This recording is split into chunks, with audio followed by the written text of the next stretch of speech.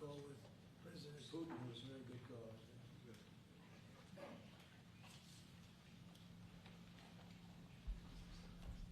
Are you ready? Yes, sir. You all set? All right, let's go.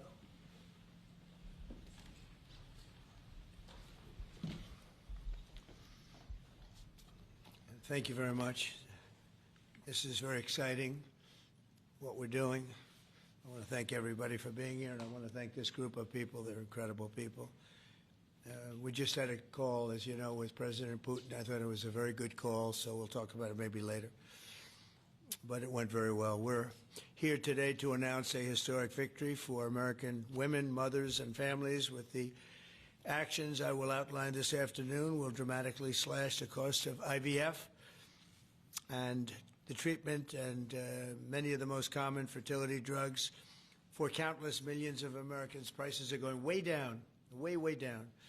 I want to thank Libby Horn, who is the Senior Vice President of Fertility of EMD Serrano. So I want to thank you. Let's see here. That's what I thought. I thought it was you. Thank you, Libby, very much. And let me also thank the Secretary of Health and Human Services, Robert F. Kennedy, Jr., whose wife destroyed the people on The View yesterday. I have to say that. I'm not going to ever get into an argument with her. And you've decided, you learned that a long time ago. She did a great job, actually. Secretary of Commerce, Howard Lutnick. Thank you, Howard. Secretary of Labor, Lori Chavez de Rima. Thanks, Lori. Howard, thanks. CMS Administrator, Dr. Mehmet Oz, who's a fantastic guy, and he's done really well. FDA Commissioner Marty McCary. Thank you, Marty. Senator Katie Britt, who got me started with this whole thing when she called up to say there was a bad ruling by a judge, right? We got to do something, sir, and we did it very quickly. Probably in 24 hours it was done. Congressman Richard Hudson, a great guy, and his wife Renee. Richard, hi, Richard. And Advocate Samantha Bush, who's a very respected person. For years, American couples struggling with infertility have faced crushing costs in their quest to start a family, and IVF is among the most expensive treatments of all. A single round of IVF in the United States can cost up to $25,000, can actually go a lot higher than that, and many couples require multiple rounds for a successful pregnancy. A major reason for these high prices is the excessive cost of the drugs involved. The number one fertility drug used in IVF is currently 700% more expensive in the United States than the rest of the world. And you know, we're ending all of that. It's called favored nations, and we're ending it, and we're ending it pretty fast. Nobody thought we'd be able to do it, and we've done it. Drugs are going to come down. Drug prices are coming down 400%, 200%, 600%, numbers that nobody's ever seen before. Great for Medicare, Medicaid, even Social Security. Great for everything, I think, Dr. Oz. So it's something that's, to me, it's very exciting. I'm bugging him and Bobby all the time. How are we doing with that? And we're doing really good, Bobby. It's really going good. Other countries are agreeing to it, because if they don't, we put tariffs on them, and then they agree. So it's amazing. It's amazing how that worked out. But as an example, in London, you'd buy a certain drug for $130, and even less than that, I guess, $88 as of a count a month ago. And in New York, you pay $1,300 for the same thing. So now we're going to be paying, instead of $1,300, you'll be paying about $150. And they'll be paying $150 too. We're going to pay the same thing. Favored nations. It's beautiful. It's a beautiful thing. And we've been ripped off by the whole world for a long period of time. One of the most popular fertility drug regimens costs over $5,000 per cycle, as an example. Wow. Largely as a result of these unsustainable prices, 70% of the employers do not offer insurance that covers IVF. Therefore, most couples with fertility challenges are paying these costs entirely out of their own pockets, which is not really possible to do. Oh, look who we have. Look at that, the great Maria Bartiromo. I didn't know. Did you get put into the regular pool pack? That's very good. Yeah, that's good. Nice to see you. I'm doing an interview with her in a little while. In the Trump administration, we want to make it easier for all couples to have babies, raise children, and start the families they've always dreamed about. That's why today I'm pleased to announce that after extensive negotiations, EMD Serono, the largest fertility drug manufacturer in the world, has agreed to provide massive discounts to all fertility drugs they sell in the United States, including the most popular drug of all, the IVF drug, Gonal-F. So it's Gonal-F. Is that a proper pronunciation? Close enough, right? Gonal-F. As part of this agreement, EMD Serono will list their fertility drugs online at trumprx.gov at very, very heavily reduced prices, prices that you won't even believe. And ultimately, that's because of the favored nations. In addition, the FDA will be working with the company to expedite review and approval of another common fertility IVF drug, and currently it's selling in Europe. It's Pergoveris. And that's a sound nice name. Pergoveris. Why can't you name them nice, simple names? Nice, easy names. Doesn't matter. If it works, that's all we care about, right? Upon approval, this drug would directly compete against a much more expensive option that currently has a monopoly in the American market, and this will bring down costs very significantly. And the other one's going to have to come down also. Finally, EMD Serono has agreed that all future drugs and everything that it develops and sells in the United States will be offset at most favored nation prices. I've been after this for a long time, and we started the process in the last administration, and then we had a little thing called COVID that came up. We had to focus on that, did a good job on that too. And they'll bring a significant portion of their drug manufacturing back to the United States. So they're going to bring it largely back into the United States, and that's for a lot of reasons, but primarily because of the election result, November 5th, and maybe most importantly because of the tariffs, because if they do it here, there are no tariffs.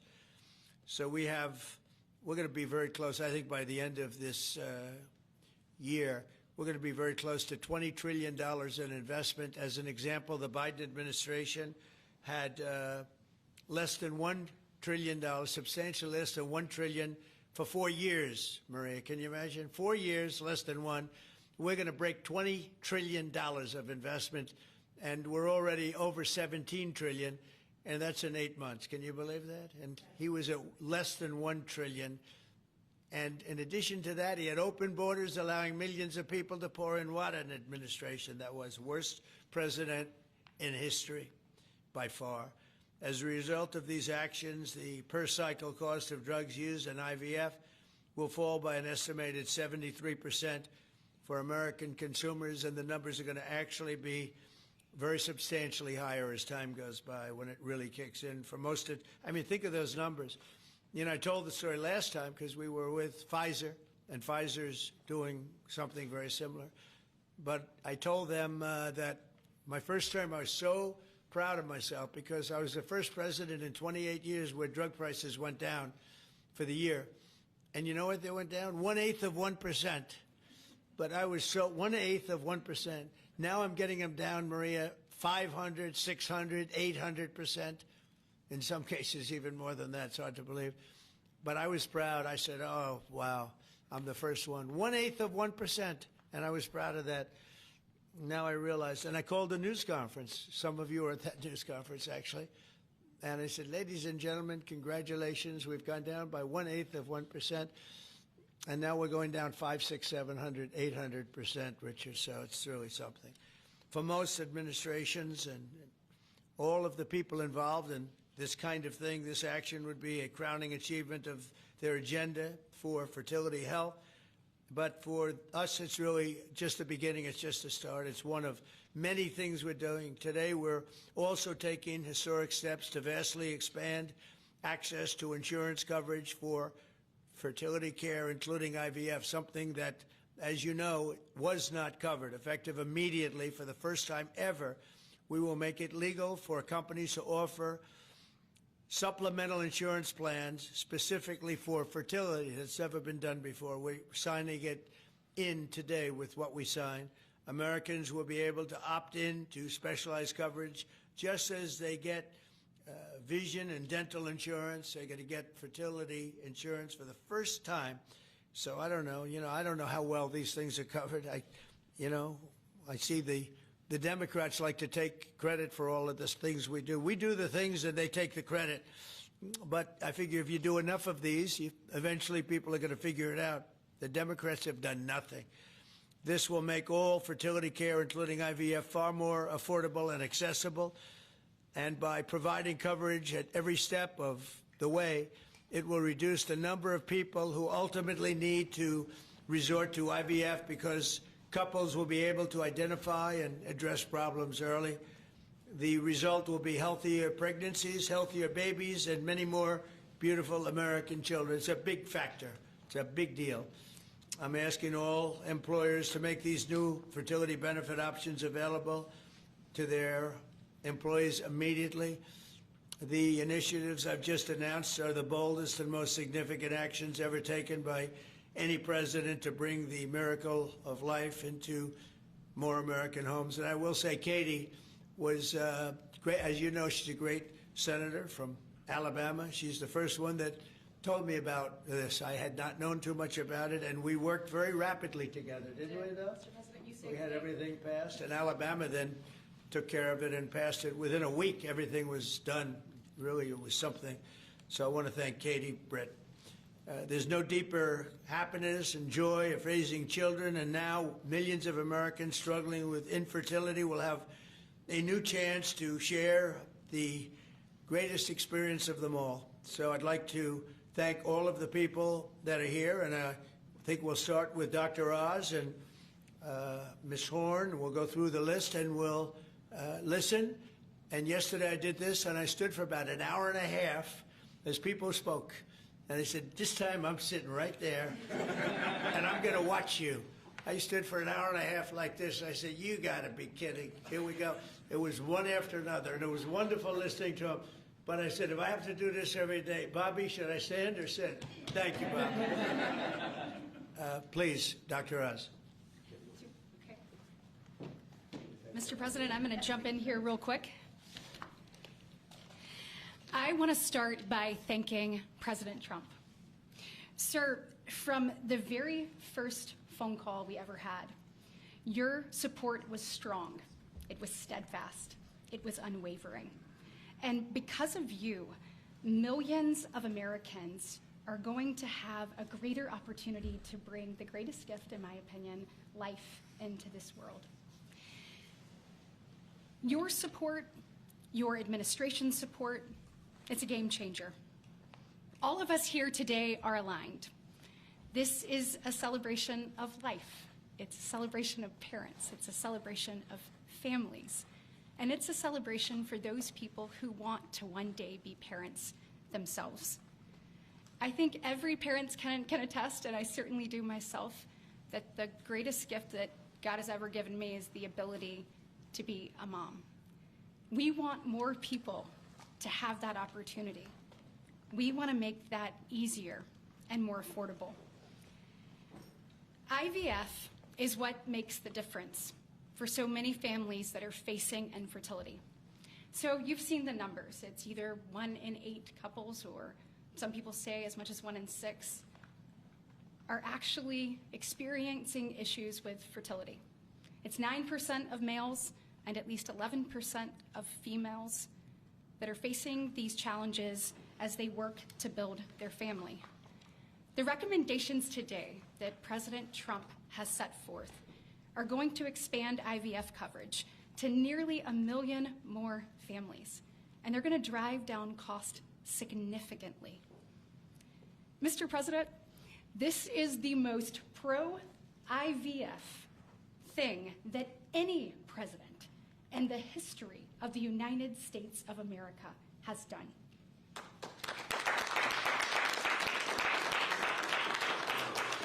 And Mr. President, it's your leadership. You are the reason why the Republican Party is now the party of parents. We are the party of families. This is why when Senator Cruz and I worked last year, we got every single Republican senator to sign on and say that they supported nationwide access to IVF. And just for the record, IVF is legal and accessible in all 50 states. And President Trump taking this action today to lower cost, to bring these issues to the forefront, and to enact solutions for people working to start their families, I want you to know it's significant and there's more to come. But this isn't the only thing that you've done to prove that we're the party of parents and we're the party of families. If you look at the working family tax cut, guys, he made sure that hard-working parents were front and center in that legislation. You know, whether it was child tax credits being expanded and made permanent, whether it was Trump accounts that are going to change the game for so many parents, or whether it was childcare. So for decades, we have heard Democrats talk about childcare. President Trump actually took action on the affordability and accessibility of childcare. We know that 1 in 4 families say that they hesitate to have more children because of the cost and because of childcare cost. For the first time, this man actually took steps to change the dynamics for hardworking parents. So of the 3 tax credits that he reformed and the working families tax cuts, 2 of them had not been touched in 2 decades, and 1 of them had not been touched since 1986. So President Reagan was in office the last time anybody did anything about it. But you changed the game on that, and I was proud to lead that effort in the Senate. And so on behalf of moms and dads, on behalf of grandparents and sisters and aunts and uncles and brothers and people who are looking to expand their family, we say thank you. Thank you for all you do to support families in this country and make a healthier environment and an easier one for us to grow the very most important thing. Great, thank you. God bless. So nice. Thank you very much.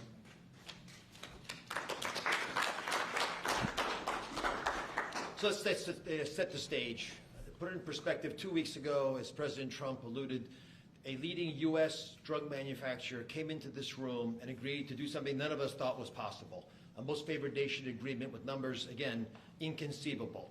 Last week, a company from Europe, a global leader in the pharmaceutical sector, came to this office, made the same kind of commitment for most favored nation pricing, again, because the president insisted on it and was persistent, and he alluded to the fact that he was calling Secretary Kennedy and me quite a bit. He definitely was, with great insights into the process, and would not hold back.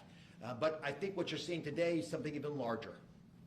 It's larger because we're now showing that MFN is a tool that can get other initiatives going as well. We are revealing perhaps the most important MFN opportunity at all, because it's about procreation. It's about babies. It turns out that MFN is a tool for a lot of things, and it goes without saying that you get the drug pricing down, but lots of other business necessities become possible when that occurs. So Secretary Kennedy and I, who's a wonderful leader, talk frequently about family. I think the reason he's a great leader, and the president as well, is because they have large families, and they take pride in the joy that it gives us. But many families, as Senator Britt alluded, do not have the ability to have children. But it turns out that it's about 1 in 3 families, a much higher number, that don't have the number of babies they desire. They're under-babied. So this president committed to address that during the campaign, and he is delivering on that today in a way I don't think anyone thought was possible. We are opening the door with MFN pricing and tariffs that support it, Secretary Lutnick, with a new approach to make reproductive medicine more affordable for Americans. Now, I know what you're all thinking, and you're probably right, there are going to be a lot of Trump babies. I think that's probably a good thing. But it turns out the fundamental creative force in society is about making babies. It's about creating. And this country, the one that President Trump is leading so beautifully, has been a country of abundance, not scarcity. To have abundance, you have to address the fact that we had 3.6 million babies last year, which is beautiful, 3.6 million miracles. That's 500,000 less babies than we would ideally have had, even to replace our current population. Building on the success of the last 2 weeks, our team, led by the head of Medicare, Chris Klump, who's standing over there, and Ina Hernandez, have negotiated a spectacular MFN deal to reduce the cost of IVF drug prices by $2,200 a cycle. That's nearly half of the price that it had been. The most prescribed drug in this category in America, made by MD Serrano, is described over here. And you'll notice, President Trump, these are discounted from $242 to $10. I don't know what the math is on that. We can't even calculate it. A lot. It's a lot. It's too high to calculate without a more studied approach. But I give it up there because that number of $10 will apply for every American who earns less than $115,000 a year. That's 70% of the American people. The remaining folks who are able to make more will have to pay a tiny bit more, but it's still most favored nation pricing, no different from what the Europeans are willing to pay. Now, to make this deal happen, Chris and Inma had to do something special. They had to actually not just get the drug price down, but get the middlemen to let it go as well. And Mr. President, we've met with the middlemen in the past. They're now joining the MFN movement. I want to thank Express Scripts Freedom Pharmacy and then CVS's Specialty Pharmacy because they were willing to stand up and do the right thing for the American people by answering the president's call and slashing their prices. Now, this announcement also encompasses a remarkable move from Marty Makary. And Marty Makary is, of course, the leader of the FDA, but he has ongoing efforts to accelerate their approval of innovative medicines that will further reduce the price and make this whole process more seamless for the American people. Now, you're about to hear about a spectacular new program that's been alluded to. But one of the architects of that program, Heidi Overton, Deputy Director of the White House Domestic Policy Council, is going to take us through the exciting details of what this is going to offer for the American people, especially those who are in the workforce. But first, we think you should hear from Libby Horn. Libby is EMD Serrano's head of fertility. She brings both professional expertise and a personal connection to this work. She has 3 beautiful daughters, and she has personally benefited from reproductive medicine that has shaped her family. And her company made today's spectacular MFN pricing possible. Libby. Thank you, Dr. Oz. Thank you, Mr. President. Today, we gather on this national stage to celebrate a historic step forward in expanding access to fertility treatments for those who need it most. Mr. President, thanks to your leadership and the tireless efforts of your team, this is a momentous day for Americans who struggle but remain hopeful to build their families. Infertility is on the rise in our country. 1 in 8 couples face infertility. This isn't just a number, it's real lives, dreams, and aspirations of hardworking Americans. The teacher who goes to school each day, surrounded by children, but aching for children of her own. The firefighter who puts his life on the line, but can't create the life he wants at home. The consequences of these challenges can take significant tolls. Some of you watching today have given up or are frustrated because access to IVF treatments has been out of reach. That's why expanding access to IVF has been an issue of great importance to the President. He made this clear in his executive order declaring the administration's goal of supporting American families by enabling access and eliminating barriers to IVF. Today, EMD Serrano is proud to help President Trump deliver on his promise to you. Thanks to the President's leadership, EMD Serrano has worked alongside distributors and other partners to help more families have access to services and innovations that are consistent with other countries. Through our partnership with the administration, we are proud to announce that Americans will have access to our leading IVF therapies for an 84% discount off list prices. Thank you, Mr. President. Thank you. Thank you for making this possible. Thank you very much. That's great. Fantastic. For more than 40 years, EMD Serrano has been a global leader in fertility. Our science was instrumental in the birth of the first IVF baby in the US, and we've helped to bring more than 6 million babies into the world since then. Our purpose is to help create, improve, and prolong life. That means discovering more medicines and bringing them to patients faster. FDA Commissioner Makary has made it a priority to ensure that Americans have access to the world's most innovative treatments as quickly as possible. To that end, EMD Serrano is filing a new IVF therapy called Pergoveris for review under the FDA Commissioner's National Priority Voucher Program. If approved, Pergoveris would combine 2 key reproductive hormones in synergy designed to mimic reproductive physiology. This therapeutic option could mean fewer injections, fewer copays, and lower self-pay cost, all of which make a real difference in the IVF patient experience. In closing, on behalf of EMD Serono, I want to send my heartfelt thanks to President Trump and the entire administration for their leadership and vision in this critical area of healthcare. Together, we will make a difference in the lives of countless families across this nation and uphold our long-standing legacy of creating life. Thank you.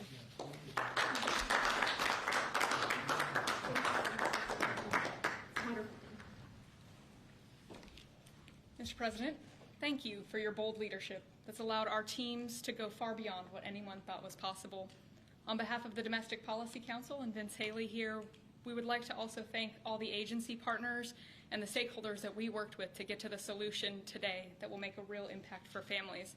Specifically, today's historic actions, 4 in total that you see, are made possible by coordination of all of the White House team and 7 agencies, many of who are represented here, and their teams that have worked tirelessly. As you described, Mr. President, the current system isn't working. 7 in 10 Americans don't have coverage to IVF. They face high costs and uncertain outcomes. And there's intense demand for fertility benefits. 65% of Americans say that they would leave their current job just because of fertility benefits. So you asked us to lower costs and to fix the broken incentives in healthcare. In addition to lowering the cost of drugs by 73% or $2,200 per cycle, which if you missed it, most people require 2 or 3 cycles. So that's significant savings for families. I'm also going to briefly outline the new solution for coverage. This is a new fertility benefit option that employers can immediately offer to their employees starting today. This afternoon, the Departments of Labor, Health and Human Services, and Treasury will be releasing guidance that for the first time creates a legal pathway for employers to offer fertility benefit packages to people that need them, similar to how dental, vision, and life insurance are currently offered. This will be followed up by a regulation. These benefits can address the continuum of fertility needs, from the root causes of IVF, which Secretary Kennedy is working on very hard at HHS, to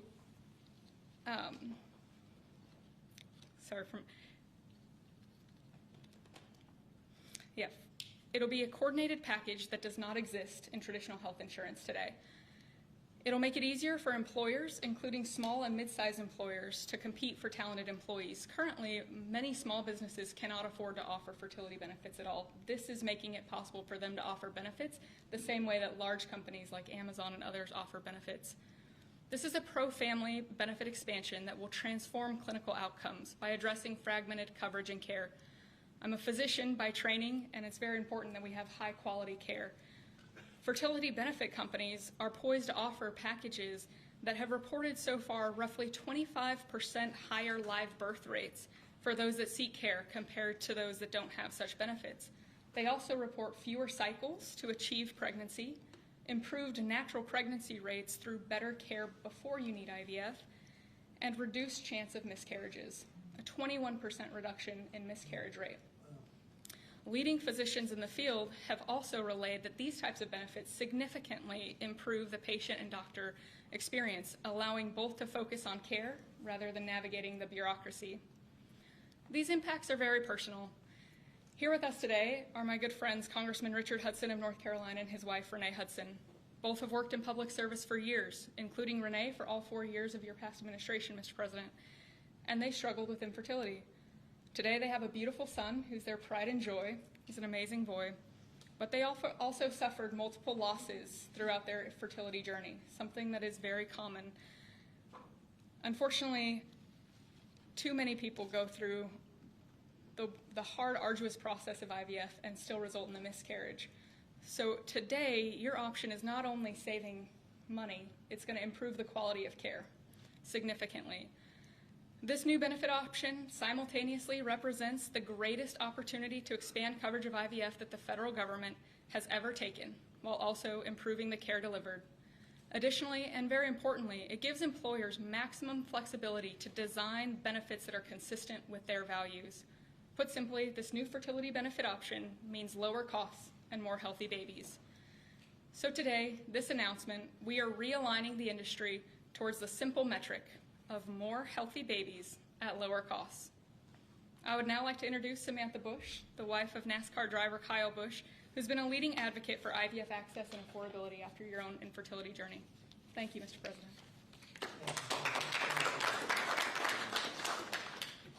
Hello, everyone. My husband, Kyle, and I battled infertility for over a decade before being blessed with our two beautiful children, Brexton, who's 10, and our daughter, Lennox, who's now 3. But our journey was long and painful.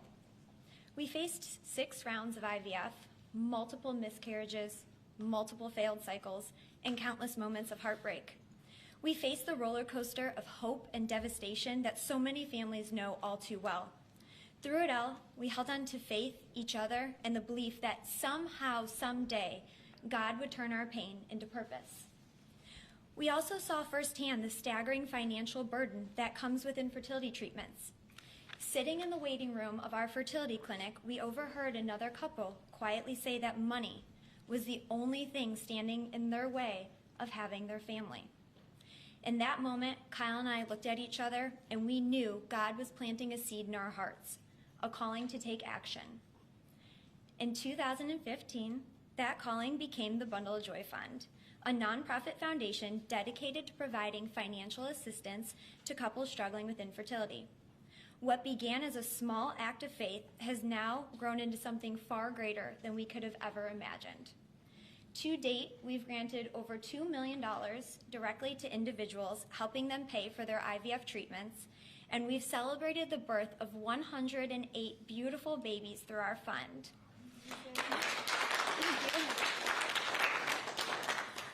Each baby is a living, breathing testament to hope, community, and God's grace.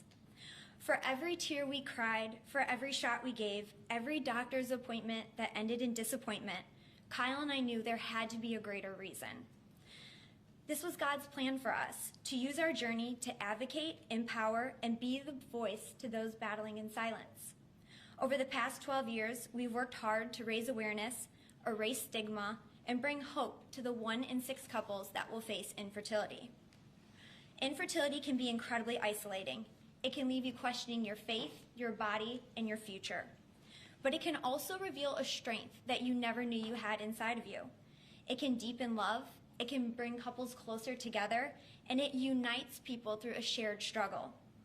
Our goal has always been to show others that they are not alone, that there is a powerful community of infertility warriors behind them. Today, seeing President Trump acknowledge infertility on a national stage is profoundly moving. It's no longer a whispered conversation behind closed doors. It is a recognized, validated struggle that so many families have to endure. His leadership reminds us that those in positions of power can make real and lasting changes for generations to come. Their willingness to bring this issue forward shows that they not only hear our community, but they truly care about us. Thank you, Mr. President, and to your family, for shining a light on infertility and for standing by couples like Kyle and I, for standing by couples who only want to hear the words mommy and daddy, who want to watch our children open their Christmas presents on Christmas morning, who want to see the world anew through the joy in their kids' eyes. Your acknowledgement honors the power of family, faith, and love, the very values that make America the greatest country in the world. It's proof that when promises are made and promises are kept, lives are changed forever. Thank you, Mr. President.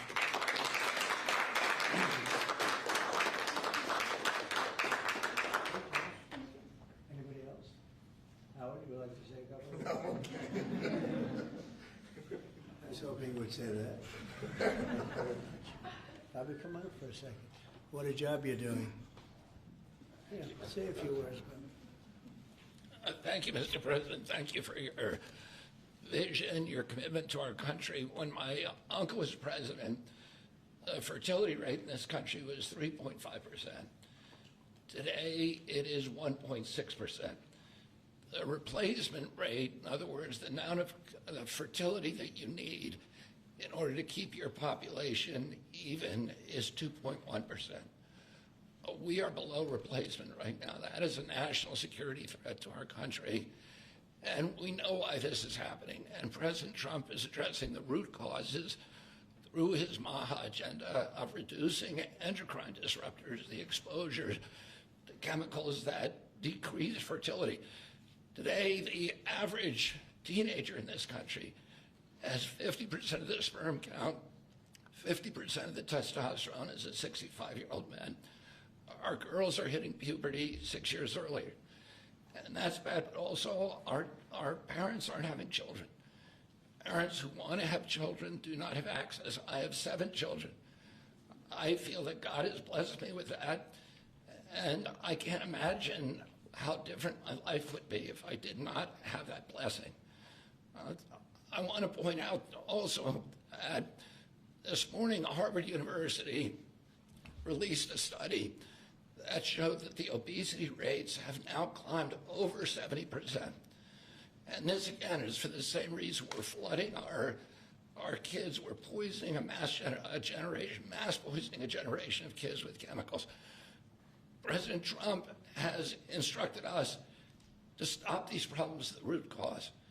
He's also recognized that there are people who are injured, people who are not living their life to the fullest, and he's addressing that. Last week, we made GLP drugs available at Most Favored Nation. And this week, it's IVF.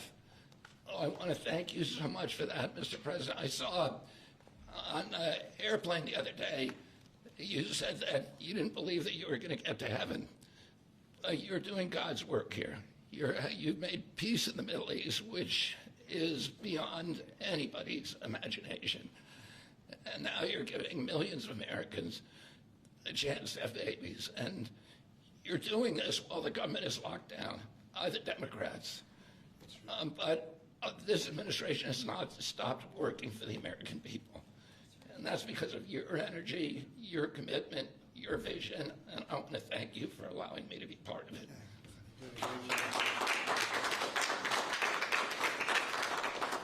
And he's doing a great job. And by the way, Kyle is fantastic. So he's got a lot of courage. I wouldn't do that. I wouldn't care. Howard, you and I would not be good at that. We'd go about 30 miles an hour, but we'd be safe. Anyway, so thank you very much. Any questions, please? Mr. President, you posted earlier today. Yeah, please. Mr. President, this is a major campaign promise that you made. It was a big hot topic towards the end of the election. You're delivering on that again.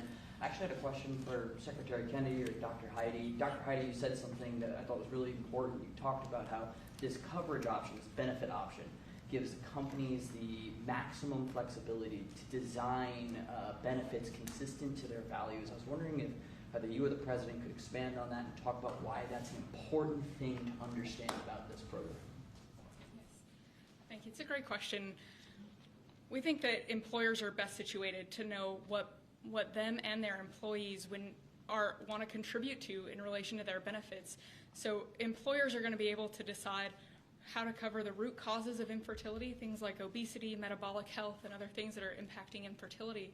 And also, if they want to encourage their employees to see certain types of doctors, and they can work with providers that are identifying the highest quality fertility providers.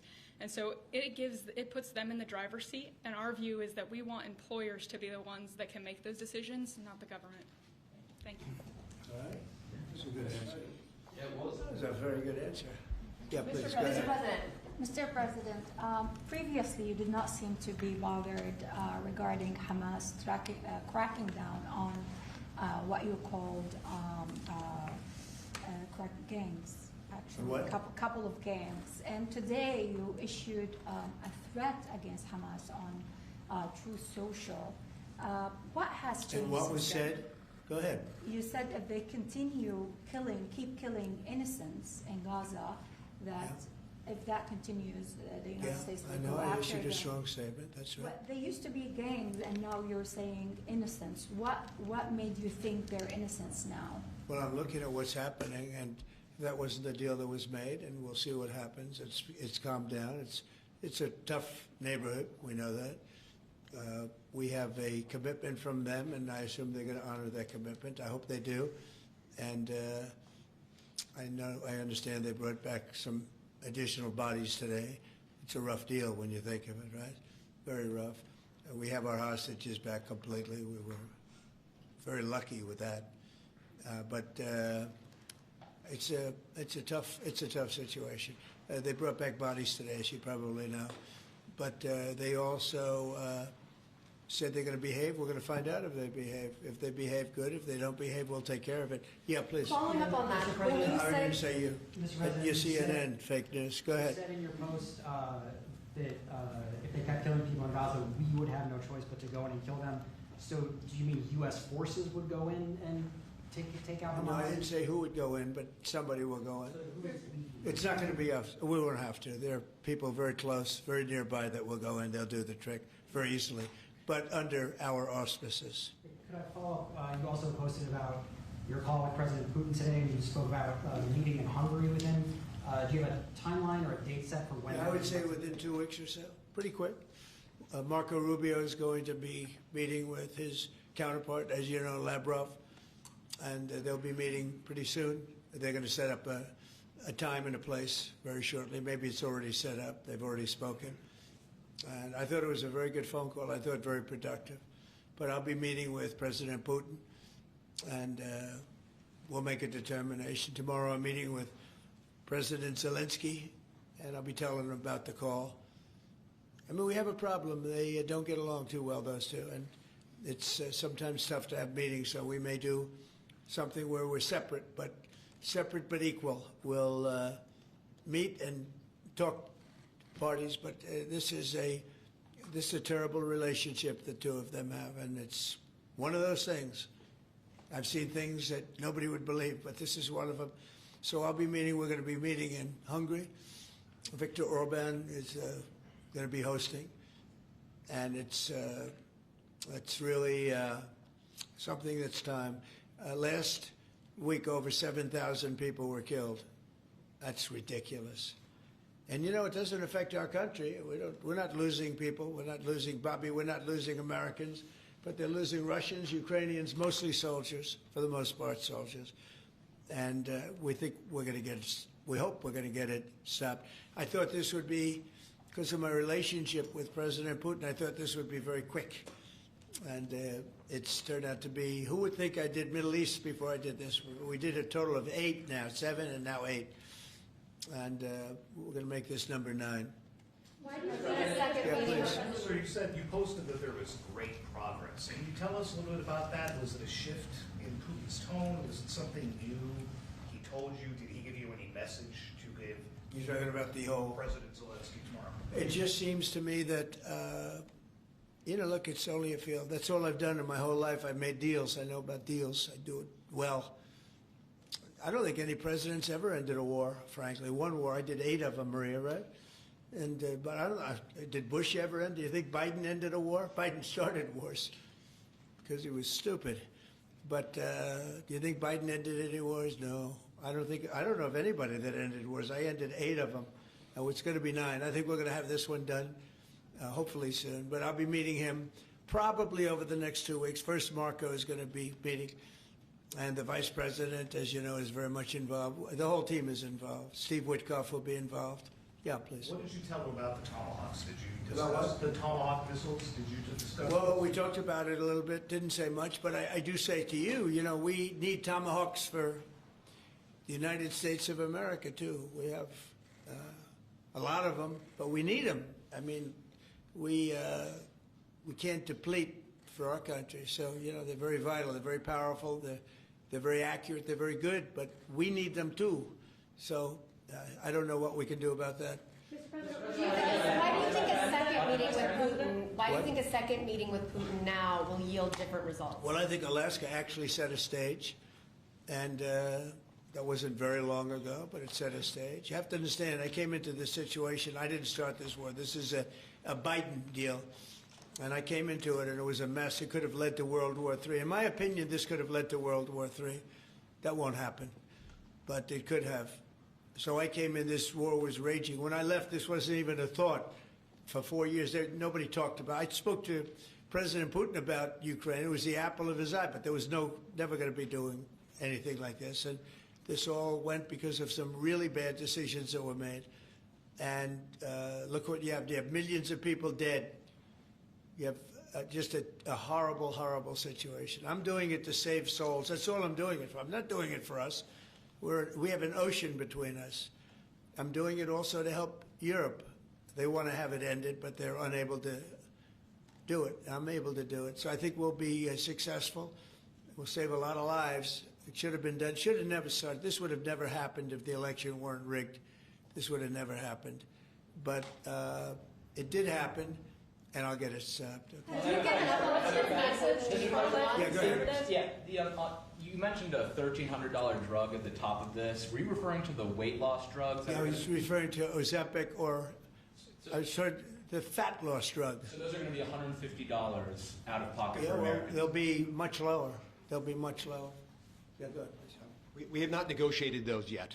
We're going to be rolling these out over time. The GLP category of drugs, which includes Ozempic, have not been negotiated yet. What's the timeline for that? But it will. It'll come down, like everyone else. Okay. Any timeline on those negotiations? No, but I think those are going to come down pretty fast, and we do have, I guess, some alternatives. The president will be happy with the result, and until he is, we're not going to close those negotiations. Thank you. Except it'll happen. Got it. Mr. President, what's your message to pro-life conservatives? Some pro-life conservatives have religious objections to IVF and are already critical of this policy. What's your message to them? I don't know about the views of that. I'm just looking to do something because, pro-life, I think this is very pro-life. You can't get more pro-life than this. Please.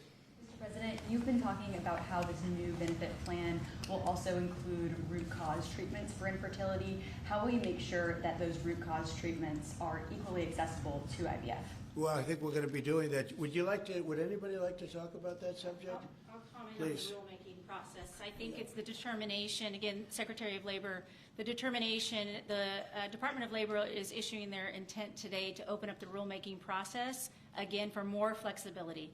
Anytime that you have a president who's leading when you can offer more access to health care at a lower rate is a benefit to the American people and to the end user, and that's exactly what he's doing. And so you heard before that through the Q&A guidance that was issued today with the other agencies, that will give guidance to our employers and the employees about what the flexibility of that is, and then again opening that rulemaking process for further determination of the access that can be had offered in those benefits for all different types of health care access is the goal of the Department of Labor. Good answer. Thank you. I like this better. They can do better than me. Yeah, please. Good job, Laura. You're doing a fantastic job. Thank you, Mr. President. I shouldn't tell, I won't say it, but I will not say that she was recommended by the Teamsters. Can you believe it? And she's turned out to be a gem, an absolute gem. You're doing a great job. Thank you very much. Mr. President, John Bolton was just do indicted. you think we can see your deal-making skills applied to the government shutdown anytime soon? Well, look, all we want to do is just extend. We don't want anything. We just want to extend, live with the deal that they had. They want to spend $1.5 trillion on illegal immigrants, and they want to destroy health care for everyone else, and it's crazy. Crazy. People that are here illegally, they want to spend $1.5 trillion. So we're just not going to do it. No, we have to take care of our health care. Now, we're doing that today, and we're doing it with, favored nations, the most favored nations. Your costs are going to be dropping greatly. And I'm really happy that it's at the beginning of my administration, because I did insulin and got it down to like $25, but it doesn't kick in. It didn't kick in for 2 years by statute, so it couldn't kick in. And I said, boy, I hope I win this election, because if I don't, somebody else is going to take credit for it, Bobby. And sure as can be, Biden said, he didn't even know what the hell was happening, and it was a hard thing for me to do. I got insulin way down. What was it before that? It was just massive. It was impossible to afford. And sure as can be, because it was statute, it couldn't have been earlier.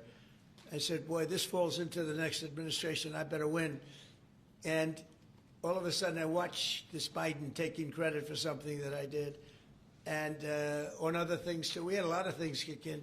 So the nice part about this is at the beginning of our administration, so I think we're going to see the fruits of our labor. And I hope on our other situation that we've talked so much about, autism, I hope we're going to see some very good results based on the recommendations that we made. And, you know, we have time to watch those results. Mr. President, John Bolton was just indicted by a grand jury in Maryland. Do you have a reaction to that? I didn't know that. You told me for the first time, but I think he's, you know, a bad person. I think he's a bad guy. Yeah, he's a bad guy. It's too bad, but it's the way it goes. Have you reviewed the case against him? That's the way it goes, right?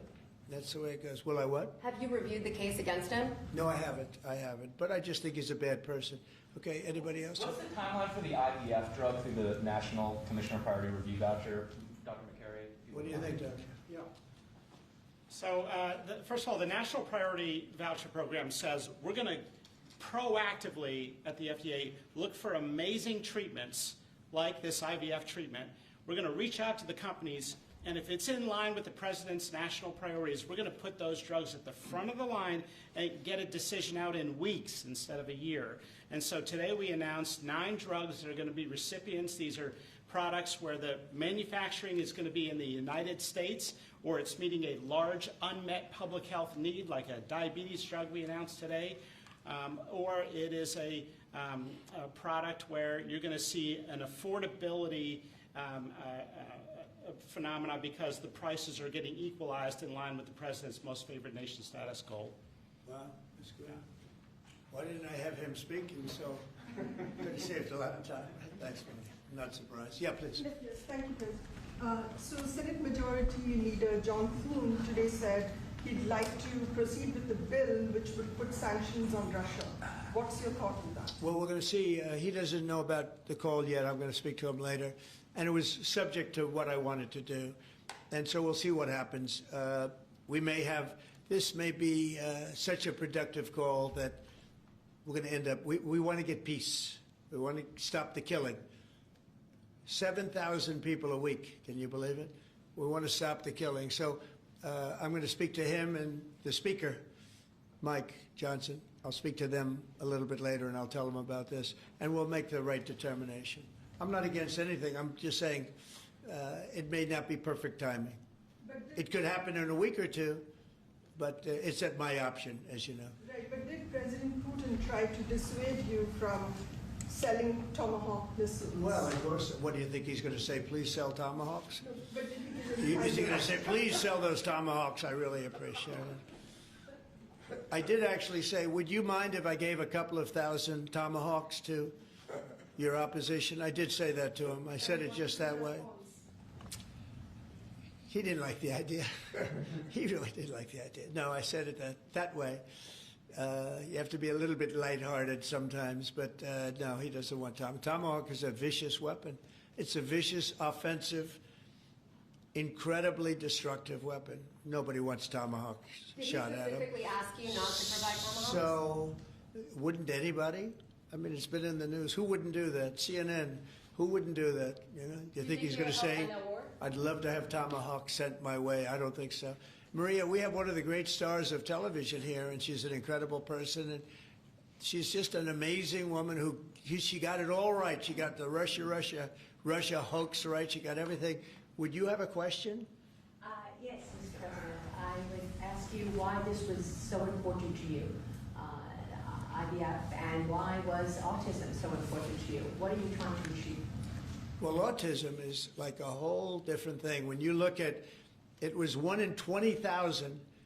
Now it's 1 in 12. If you look, Bobby, we have different numbers, but 1 in 12, 1 in 28, 1 in 32. There's a couple of different numbers out there, but it's 1 in a very, very different number than it used to be. It used to be 1 in 20,000. And that was not that long ago, 20 years ago or so. And now they had something for boys, for babies, baby boys. It's 1 in 12. I heard 1 in 10, Bobby. I heard another one, different lists. But when you think of that, it's not even sustainable, but there's something artificial. When that happens, that's not like a natural. And then you have certain groups of people that literally don't have autism, and they're not taking some of the things that we're taking. So we're working very hard. And on IVF, it's just that I have friends, including Katie, that called me and they told me the importance of it. I wasn't that familiar with it. Now I think I've sort of become the father ever since I heard. There was a bad decision in Alabama where a judge wanted all clinics to be immediately closed, right? And Katie called up and you said you were pretty strongly attacked by your friends that you didn't even know were involved with IVF, right? You had people that had grandkids, people who'd gone through IVF themselves, telling their story and saying there are people who cope out there. Tell what you did when you heard from your friends. You said this was not, they almost became violent. Right? I told him, I said, Mr. President, we need you. We need your voice in this conversation.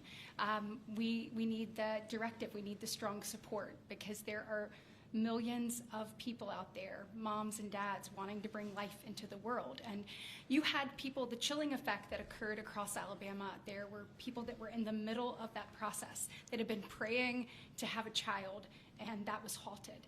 And so the reality of that was very stark in our state. And so I was able to tell the president some of the stories of people, friends and grandparents and relatives that told me what they had experienced and also, what they were fearful of in the future. And the president very quickly acted, spoke with a strong voice, and really led the way.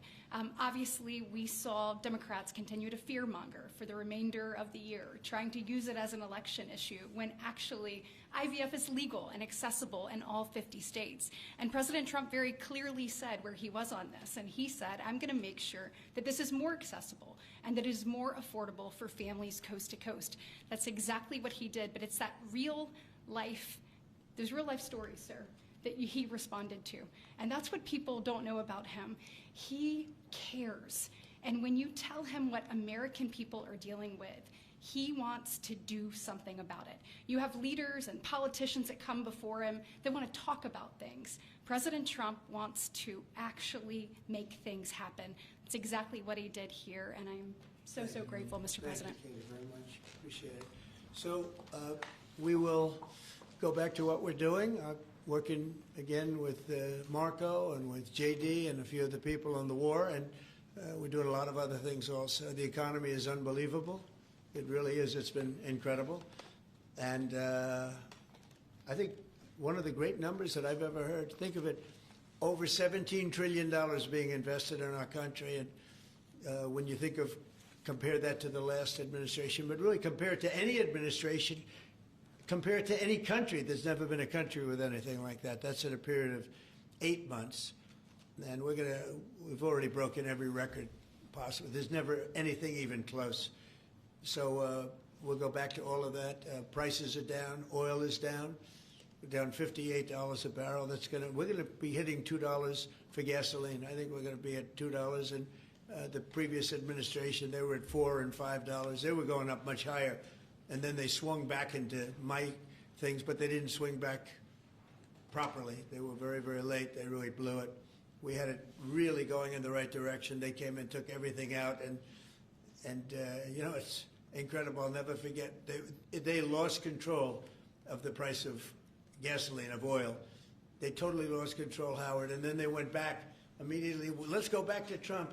But by that time, it was too late, and they didn't go back. Because the leases and everything else, they didn't do what they had to do. They wouldn't know. They really didn't know how to.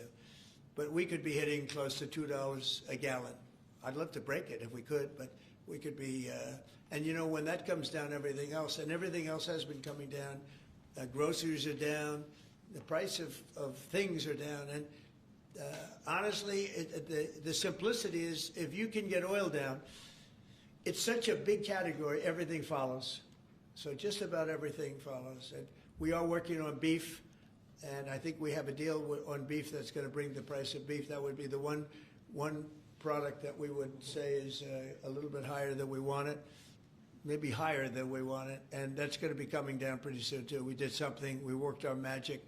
But groceries are down, and energy is down, electricity is way down. We have the prices coming down for people. They were abused for 4 years by the Biden administration. Thank you very much, everybody. We'll see you soon. Thank you. Thank you for the IRS. Thank you, Chris. Let's go. Right on, guys. Thank you, guys. Thank you. Thanks, guys. Thank you, guys. Thank you. Thank you, guys. Thank you.